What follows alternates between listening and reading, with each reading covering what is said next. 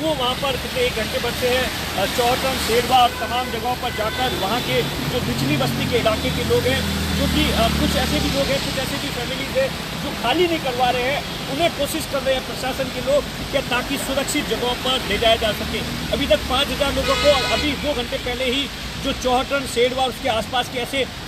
करीबन 100 परिवार है जिन्हें सुरक्षित स्थानों पर ले जाया गया है। क्योंकि दरअसल आप देखिए बारिश का जो दौर है वो रुक रुक कर चल रहा है, लेकिन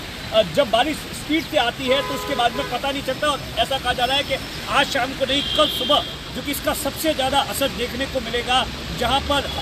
अगले जो कल सुबह से लेकर 36 घंटों और 27 घंटों तक लगातार बारिश है वो इसी स्पीड से चलेगी। क्योंकि आप इस बात का अंदाज़ा लगाइए,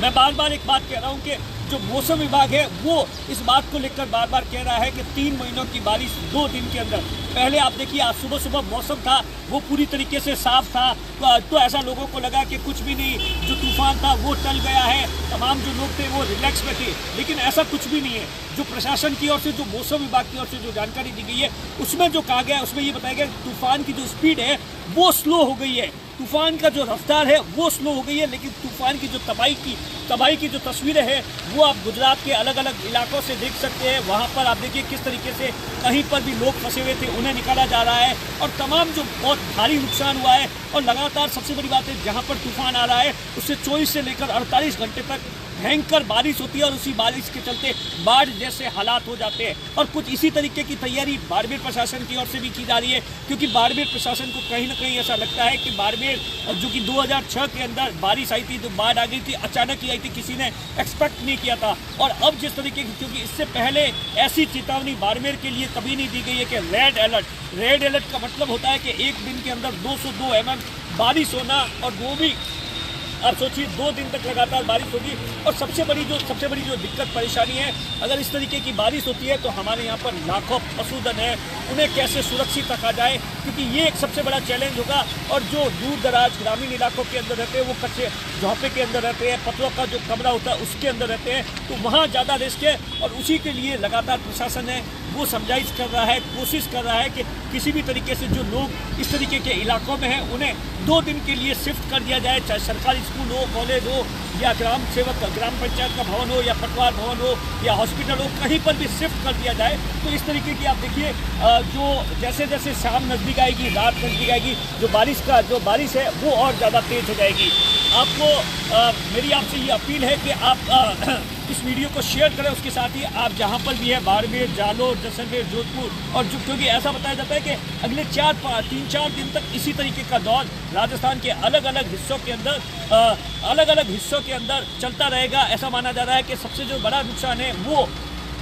आप देखिए बाड़मेर के बाद में जालोर। सुबह ये खबर आई थी, अभी जो तूफान है वो जो तूफान की एंट्री अभी तक बाड़मेर जिले के अंदर नहीं हुई है, ये मैं आपको साफ कर देना चाहता हूँ। उससे पहले आप देखिए 24 घंटे हो गए रुक कर बारिश हो रही है, तमाम चीज़ें, तो तूफान की किसी भी तरीके से एंट्री नहीं हुई है। और उससे पहले आप देखिए किस तरीके का दौर है, और उसके साथ बाड़मेर के अंदर जो तूफान है वो सेडवा से उस साइड की और जो सांचौर का इलाका है वहाँ पर डाइवर्ट हो गया है, और जो जोधपुर है बाड़मेर के रास्ते कल्याणपुर पहुँचेगा और यहाँ से जोधपुर की ओर एंटर करेगा, और फिर राजस्थान के अलग अलग हिस्सों में जाकर जो बारिश है वो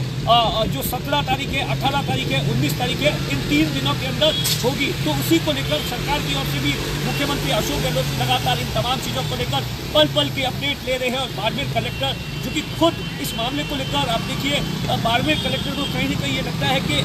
तमाम लोगों के साथ में जो पशुधन है उसे सुरक्षित बचाना भी इस हालत के अंदर बड़ी चैलेंज है। क्योंकि सुबह आप देखिए आर्मी के लोगों ने जो राजवेस्ट का इलाका था वहाँ पर दौरा किया, और इस इलाके के अंदर आप देखिए सबसे ज़्यादा जो पवन ऊर्जा की जो चक्कियाँ हैं वो है जोधपुर के अंदर, सबसे बड़ा सोलर प्लांट है, वहाँ पर इस तरीके की बात देखने को मिलती है। क्योंकि आप देखिए जो तूफान के बारे में मैं आपको बता रहा हूँ, उस तूफान के बारे में ऐसा कहा जाता है 25 साल पहले ऐसा तूफान आया था, 1000 लोगों के आसपास वहाँ के लोगों की मौत हुई थी। लेकिन इस बार ये बात है कि गुजरात के अंदर पिछले कई घंटों से लगातार बारिश है, वो अहमदाबाद और उसके आसपास के इलाकों के, कच्छ और उसके आसपास के इलाकों में रुक कर हो रही है। उसी के कारण कुछ एक इलाकों के अंदर बाढ़ गया।